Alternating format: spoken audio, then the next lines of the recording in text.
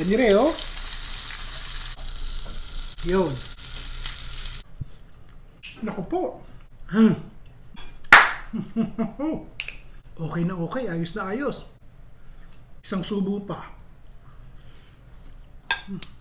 Prito na po natin itong ating tokwa. Habang piniprito po natin ulit ito, ipakikita ko sa inyo yung ginawa ko dun sa ibang ricado nating ihahalo. Siling pula. Ganun din po sa siling berde. Ito yung 1/4 din ng isang malaking siling Bombay. O, pagsasama-samahin ko na po sa isang maluko. Sibuyas na Bombay, siling berde, siling pula. Lagyan natin ng konting bawang, konti lamang. Kasi isang siling panigang. Yun. Haluin nga natin sandali.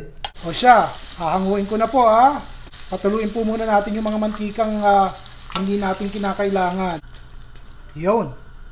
Kung gusto nyo pong dagdagan ng talong yung inyong ulam bahala na po kayo. Yung natirang cornstarch, ilalagay ko na po itong ating isda na wala ng tinik. Ang ginamit ko po yung salmon, pero pwede kayong gumamit ng kahit anong isda. Pwede ring hipon kung gusto nyo.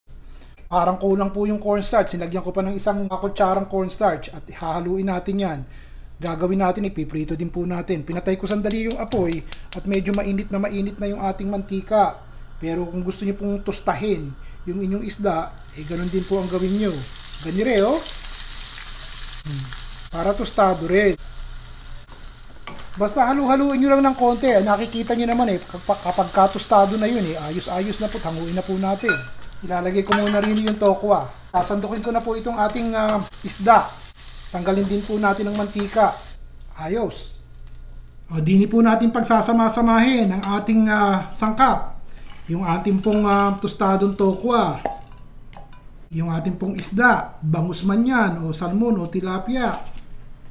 Ilagay na po natin itong ating mga gulay. Narinig po naman ang sarsa nating ginawa. Tignan nyo po kung ano ginila ko dito ha. Panoorin nyo. Lagay po tayo ng mayonnaise. Kalahating tasa o kahit mas marami. Konting asin. Paminta. Ang toyo po medyo 2 kutsara siguro. 2 kutsarita. Bahala na po kayo magtimpla. Ganun din po ang oyster sauce. Siguro 2 kutsarita din. Lagyan po natin ng kalamansi o kaya lemon juice. 1 kutsara. Haluin po natin yan. Hiniwa ko po sa gitna yung bote ng mayonnaise at sabi ko kalahating tasa parang hindi naman kalahating tasa yung aking nailagay. O yun. Haluin po natin. Yan kung kakain na kayo. Gusto nyo bang umanghang? Kung gusto nyo pong maglagay ng siling labuyo 2 piraso lamang ang gagawin natin. Baka mag-apoy ang bibig ng kakain 2 piraso po nire. Para maganda ilagyan po natin ng berde. Buyas na mura, 1 soy o kaya naman po kinchay. Ang pwede nyong ilagay din Halo. Kung gusto nyo po ng sizzling, ganire gawin nyo. Mainit na mainit po yung ating kawali at magtunaw tayo ng konting butter. Tsaka natin ilagay itong ating isda at tsaka tokwa. Yun. Isang order po ba? Lagyan po natin ng isang itlog sa ibabaw. O ayos na, kainan na. Sumama yung itlog na inilagay natin sa ibabaw. Pwede nyo pang patakan ng kalamansi kung gusto nyo. Kung ano po ba lasa ni Re. Naku po.